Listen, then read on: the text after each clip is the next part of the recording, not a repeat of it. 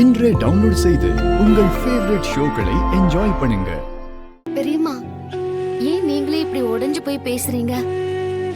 நீங்களே இப்படி கலங்கி நின்னீங்கன்னா எப்படி பெரியம்மா? நடக்கிற கொடுமை எல்லாம் பார்த்து மனசு கேட்க மாட்டேங்குது மாயா. பெரியம்மா, இந்த குடும்பத்தோட தலைவர் பெரியப்பா தான். அதே மாதிரி இந்த குடும்பத்தை தாங்குற ஆலமரமா இருக்கிறது நீங்க தான். நீங்க இல்லைன்னா இந்த குடும்பத்துக்கு அஸ்திவாரமே இல்லாம போயிடும். நீங்க உடைஞ்சு போயிடக்கூடாது பெரியம்மா. நீங்க தைரியமா இருந்தாதான் எங்களுக்கு எல்லாம் அது பெரிய பலமா இருக்கும். நானும் தைரியமா இருக்கணும்னு தான் மாயா நினைக்கிறேன். ஆனா முடியல. தனாவும் வீட்டை விட்டு போயிட்டா. அவளுக்கு வாழ்க்கை கொடுத்த கதிரையும் அவரு வெறுத்து ஒதுக்குறாரு. உன்னை பொண்ணா தத்தெடுத்ததையும் இல்லாம ஆக்க பாக்குறாரு. இதையெல்லாம் பாக்குறப்போ மனசுல நிம்மதியே இல்லாம இருக்குடா. பெரியம்மா, லைஃப்ல ப்ராப்ளம் வரதான் செய்யும்.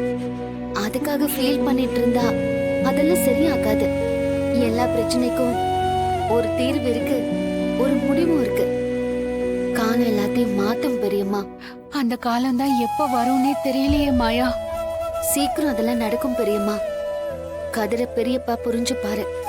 தனாவையும் கதிரையும் ஏத்துப்பாரு. அதே மாதிரி இந்த 6 மாசத்துக்குள்ள பெரியப்பா மனச நான் மாத்திடுவேன். கண்டிப்பா அவர் பொண்ணா என்னை ஏத்துப்பாரு. எனக்கு அந்த நம்பிக்கை இருக்கு. எல்லாரும் ஒரே குடும்பமா ஒன்னா சந்தோஷமா இருப்போம். அப்படி ஒண்ணு நடந்தா அதை விட சந்தோஷம் எதுவும் இல்ல மாயா. ஆனா நாள் ஆக ஆக அவரோட மனசுல இருந்து நீயும் கதிரும் விலகி போயிட்டே இருக்கீங்களே, அதுதான் பயமாவே இருக்கு. அந்த பயமே உங்களுக்கு வேண்டாம்.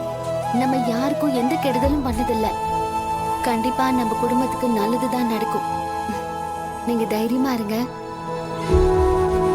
கடவுள் நமக்கு கருணை காட்டுவாருன்னு நம்புறேன். பார்க்கலாம்.